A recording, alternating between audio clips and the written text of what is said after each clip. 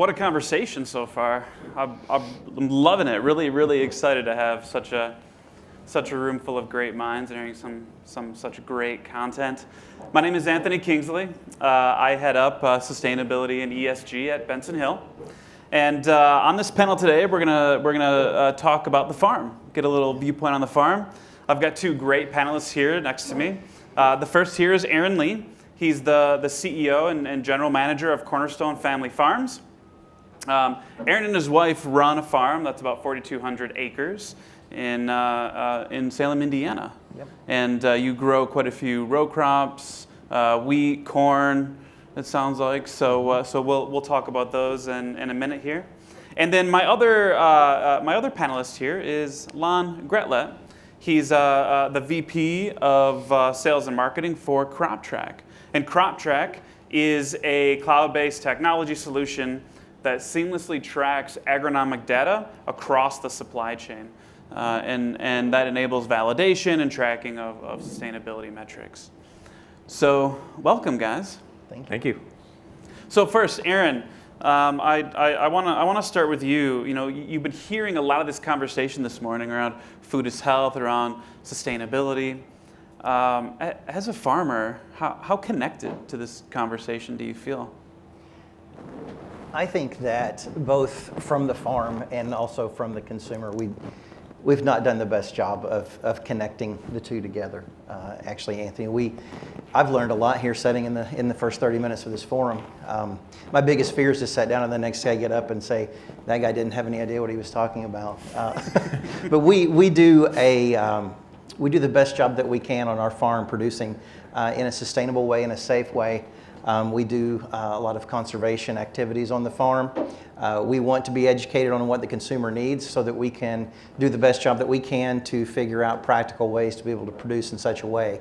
So I enjoy being able to hear conversations like this to better understand how we can change things where we are, and then also educate folks on what we are actually doing on the farm, which I think is a lot different than sometimes what people might think. Sure. And how does data play a role on the farm? How important is that to you? Yeah, so it's incredibly important, and we've seen that change so much over the last 20 years. We've started using data on the farm, and we've gone from just collecting data because we were able to actually collecting data to use, and we can dissect that and use it in such a form now that will allow us to make instantaneous changes on the farm, to be way more precise on the way that we apply nutrients to our ground. And so data drives almost everything that we do, honestly, on the farm. Mm-hmm. Oh, that's great. Lon, is Aaron a typical farmer when he has that viewpoint? We're seeing a higher percentage of Aarons out there in the agronomic world. I see it as, there's some generational shift, there's technical enablement that's happening, but Aaron is still in the minority in the ag world. We're seeing a huge shift, but it's being driven a lot by the consumer, being able to actually push the need for the data down to the farm, and the demands by the CPG companies being put on the farmer to be able to provide that data. And that in itself is, some are coming along kicking and screaming. Some are embracing it like Aaron is because they see the value that they can have to their operation and be able to completely change the way they do by looking more specifically at the data and being able to see it. That supply chain is important. We need to be able to make sure that you have that real-time visibility of what's going on and can make the changes, like Aaron said, that instantaneous change. That can make or break a season for you. Mm-hmm.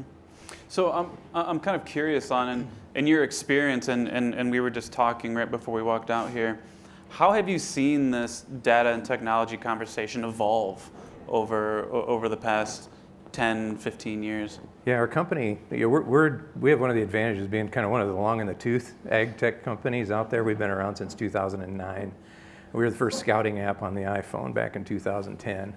And so we saw the technology evolve from just gathering the data that you need to be able to make decisions on the farm to now being able to say, how do I give the companies that I'm selling to the information that they need and that they're wanting, but yet not break the bank by doing it, by gathering all of that data, because it's a resource drain sometimes to be able to, collect and manage all that data. But we've seen it evolve to a point where now we have CPG companies that are working with their large grower networks that actually do have real-time visibility and the ability to make decisions on their end of the business based upon how the crop is growing through the crop year. They may be able to say, my yield projections now are 20% more than what I was expecting at the beginning of the season, so now I can lock that contract in for a higher profit customer because of that real-time visibility of data that's come along. Mm-hmm. No, that's interesting. And so it kind of sounds like it's very much a two-way street, right? That there has to be value shown to both the consumer, the retailer, the CPG, but also very much the grower. Mm-hmm. So, Aaron, what kind of excites you about this conversation? Do you feel like you're getting that two-way dialogue? As far as just in the data that we're sharing, collecting, I do. One of the things we've started doing on our farm is we're working with Benson Hill, which has been enjoyable to us, and they're collecting data, and we're seeing data being used not only for us in managing our farm, but also seeing data being used for them to be able to take samples in real time as we're going across a field during harvest and see what type of protein production we're getting out of a field of soybeans, which is amazing to me because we're doing studies to see what part of the plant might be producing more protein. Maybe the top has more than the bottom. We're looking to see what areas in the farm, what soil fertility, what things that we're doing, how they affect the protein in the plant. So what it allows us to do is just be much sharper as we go in and dissect the data and try to figure out what's our end goal. Is it yield or is it, well, I'll back up. We're almost redefining yield. Yield used to just be bushels per acre. And what I'm excited about on our farm is we're actually looking at yield is what are those bushels that we're producing doing. So if we could produce less from the standpoint of actual mass, but be producing a healthier, more sustainable food or protein, then that's good for everybody. It's less energy on our part, and it's less energy all the way down to the processor whenever that happens. So the collection of data and the use of this data to be able to see what we're doing and understand what we're doing better allows us, I think, to be way more precise and to do things and make changes way more quickly, which that excites us on our farm. I think that's a wonderful place to be, an exciting thing to be a part of. Mm-hmm. Yeah, no, and I think that makes a lot of sense. Do you feel like you get good interaction with or support with those other stakeholders around you that can help you understand what to do with that data? Because it's one thing to collect it, right, but how do you analyze it and get actionable points out of it? Yeah, it's interesting. The American farmer, a lot of times doesn't, they hold what they're doing very closely, right? So for years there's been companies wanting to take our data, and we felt like they wanted to look behind the curtain and see what we're doing, which is really not horribly exciting anyway. There's not a lot going on behind the curtain that would be top secret by any means, but we find it very interesting to be able to share the data that we have with the company. And yes, the partnership has been good because they're educating us. In our business, the best thing that we can do is surround ourselves with people that are more intelligent than we are, that know things that we don't, that can come in and speak into what we're doing and help us to be better at what we're doing, help us to better understand what the consumer is wanting, and then be able to work collaboratively to be able to figure out how to do that on a mass scale. Mm-hmm. And that's very exciting for us on our farm. Sure, yeah. Sure. Lon, as Aaron's talking, I'm thinking there must be a lot of barriers to executing this.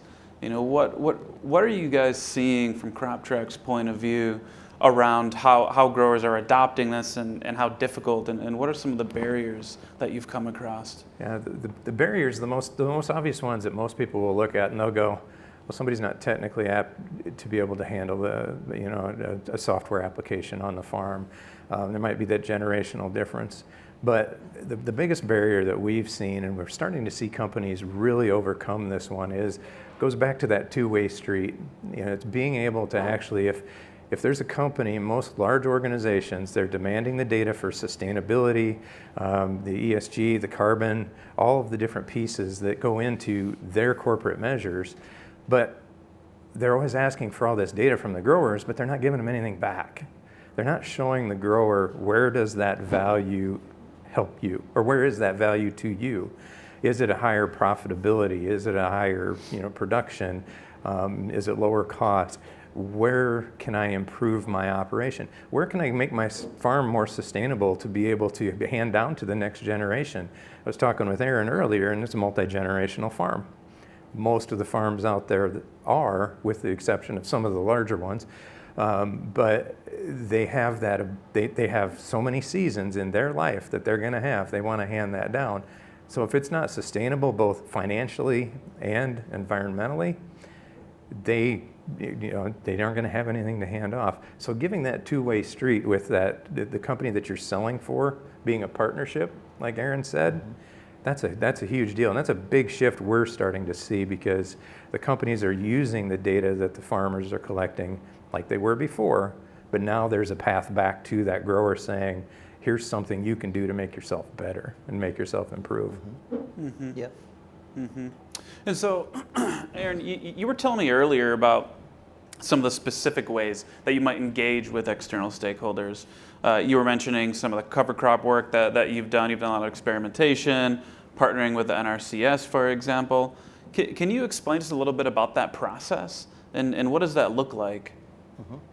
Sure, we do a lot of things on the farm with conservation. That's very important to try to keep whatever we're doing on our farm within the boundaries of that farm. So we do a lot of work with cover crops, for instance, which is just sowing a crop that will not be harvested on our farm during the time of year where we're not actually growing a cash crop. So we'll sow different varieties for different purposes, some to hold nutrients on the farm, to keep them there, to hold them in place, some to keep soil erosion from happening in the wintertime.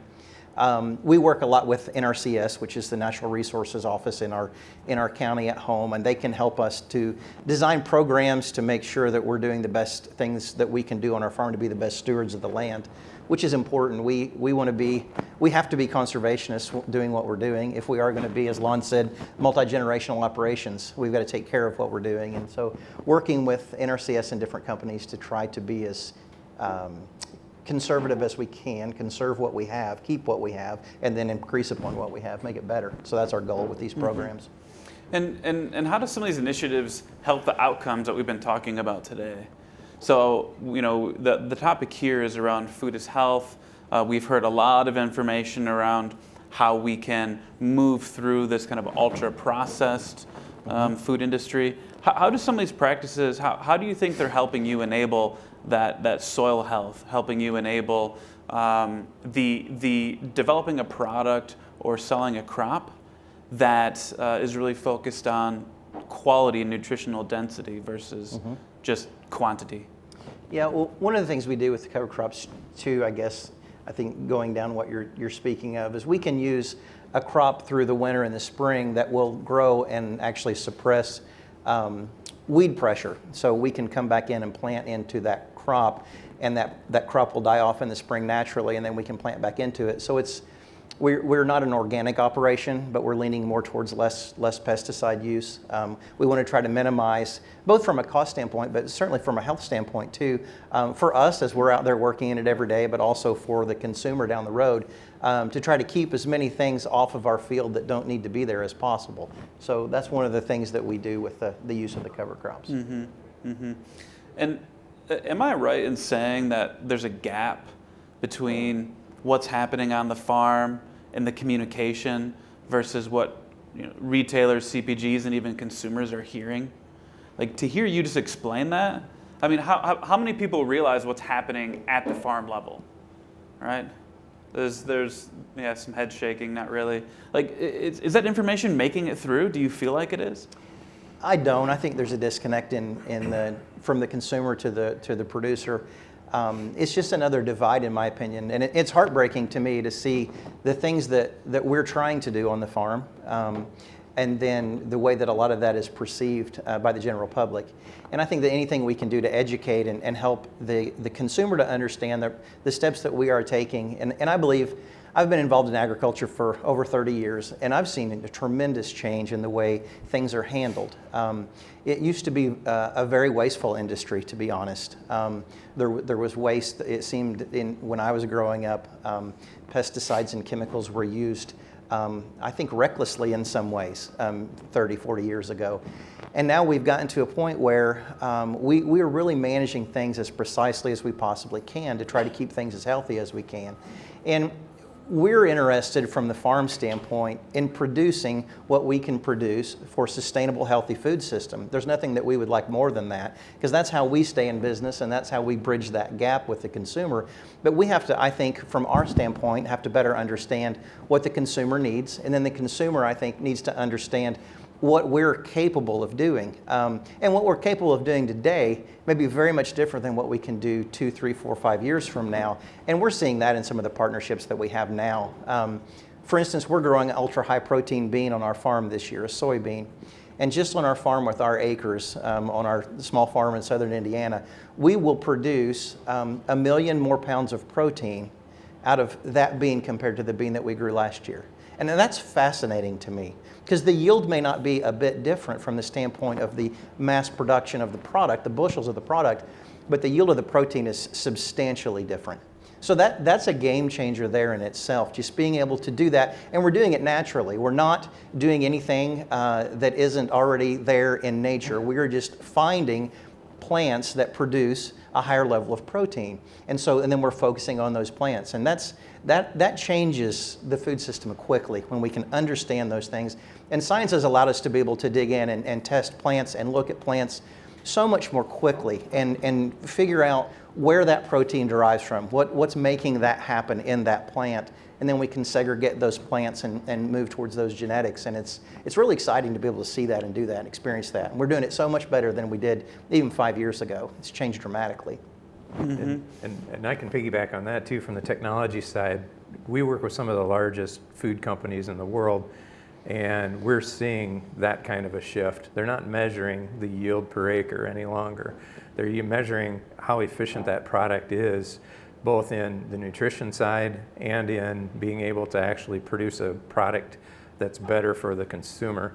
And so it's a mind shift of saying, I'm not going to be focusing on 10% more yield this next year. I'm going to be focusing on the nutrition side. I'm going to focus on how do I grow this so that it runs better in my processing facilities? Mm-hmm. How do I connect all those dots for that customer and that end consumer? It's exciting seeing the end consumer drive this also. It really is. I know it's frustrating for some companies because they're getting put into the bucket. I think some of what Aaron said, the bad rap that farming gets, I think is, I'm a lifelong Iowan, and I grow up, working on farms my entire youth, and so the bad rap that farmers get, they're some of the best stewards of the land and the environment that are out there, and the bad rap that they get is frustrating. But then when you can prove it with data that they're doing good things, that's exciting for us to be able to enable that proof to actually happen and see it starting to take hold in the world we're living in today. Yeah, that's super exciting. I love to hear that.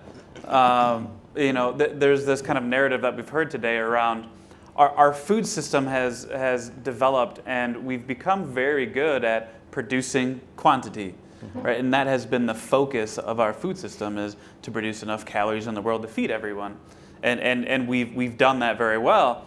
But now we're thinking about, well, what have we sacrificed along that way? And I think what we've heard this morning and what we'll continue to hear today is really focused around that nutritional content, right? The environmental impact of our foods, and really understanding that social and environmental piece. So I think that's absolutely critical. Lon, and I'm just kind of curious on what you were just speaking about. What is it that retailers and CPGs are really asking for today? Right? What information are they looking for, and how are they using that information to kind of tell their story? Well, a lot of what we're seeing, obviously the production side of things, they want real-time visibility of what they're going to have, when they're going to have it. Are they going to be able to meet their sales commitments that they put together? That's probably their primary thing, that real-time supply chain visibility. But they're seeing more of a push on the sustainability metrics side, the healthy aspect of somebody that's buying a product off the shelf wants to know that it was grown responsibly. And connecting those dots and having that transparency from the consumer all the way through the supply chain back to the grower, that's hard to do. It really is. But when you have technology that can connect all those dots and to be able to give you that in essentially real time, that's really where people are starting to see the focus. And we're excited that it's going that direction just because of the enablement that the part we can play in it to be able to enable them to do that. But from what Aaron said earlier is he likes the feeling that he's doing something better than just producing a crop. Mm-hmm. I'm doing something that's improving things. From a technology provider, we do the same thing. We're helping these people feed the world more efficiently, and it's kind of a nice thing to be able to go out there and do instead of we're just selling software. It's fun being able to see that it has an end goal. Mm-hmm. Yeah, it reminds me of a comment, Aaron, you made earlier. So it's this data sharing is a two-way street. Mm-hmm. And Lon, to what you just said, the information coming back to the grower, that's pretty motivating. Is that right, Aaron? Yeah, it is. To be able to see what we're doing and how that's affecting the end user. I mean, how that's affecting the processing portion of the crops that we produce. That's very exciting to be able to see that in real time and mm-hmm. see how we're making changes as we go through each season. Mm-hmm. And you said being able to produce nutrition versus producing just calories or bushels, mm-hmm. that shift in your mindset, you mentioned earlier, it's pretty exciting for you. It is exciting. I was telling Anthony earlier, we grow a lot of corn for Jim Beam, which is that's exciting, and it's kind of fun to have a bourbon barrel on your wall and say my corn might be in that. Get in the bottle, yeah. And that's fine, but I don't really think that's probably contributing to consumer health, I would say. So it's kind of a cool notch in your belt to say that we're growing for Jim Beam, but to be able to grow a high protein crop that is actually changing something in a drastic way that motivates me. We can easily do the same thing every day that we've always done, and we have typically a farmer will have about 40 cycles of crop that they'll plant. And those 40 cycles go by in the blink of an eye, as a lot of you guys can probably attest to. Life just goes by faster and faster. And to be able to be in an age right now where we're actually quickly evolving and changing things is exciting for me to wake up and look forward to and dive into every morning. We have 5 children, and I don't want to leave my 5 children in the same place that I'm in today. When the speaker was speaking earlier today, just before us, I enjoyed him so very much and just speaking through how hard we have been on ourselves. Fast-paced and more and more and more. And I would love to be able to be a part of a world where we are actually doing things better. In my lifetime, I farmed with my father, and we, in really a few short years, we took our production and we doubled it from the standpoint of actually yield per acre of just bushels, of quantity. And I think that with data and technology and education, we're going to be able to take our yield and drastically change what we can do on the farm from a food standpoint and produce something that takes way less energy to produce and also takes less energy to process. And I think that with the innovations that's coming, as far as the preservatives that we have to put in our food, what I'm seeing and the science behind what companies like Benson Hill and different people are doing in the food industry that are really working is producing a sustainable protein that doesn't require the preservatives that we're using today. And that actually tastes good. That's a big deal too. We've got to be able to have a food that our kids will enjoy eating, that we will enjoy eating, and that's something that's marketable, and that can change things quickly. Mm-hmm. So. No, that's great, and I completely agree. So just to pick up on one comment here, Aaron, can you tell us just a little bit about how are you leveraging this real-time data? So Lon mentioned that in the supply chain we're able to make decisions when we understand what's happening in real time. And you were telling me yesterday about how you can leverage technology and you can get down to even a tenth of an acre and really understand through technology how you can change the application rate for your chemistry or kind of really work through these fields. So how is technology enabling you to better execute this on the farm level? Yeah, I mean, it's changed things drastically. We used to do things, as I said, years and years ago, I think in a pretty sloppy, wasteful manner, to be honest, because we didn't have the technology to be able to control things. Yeah.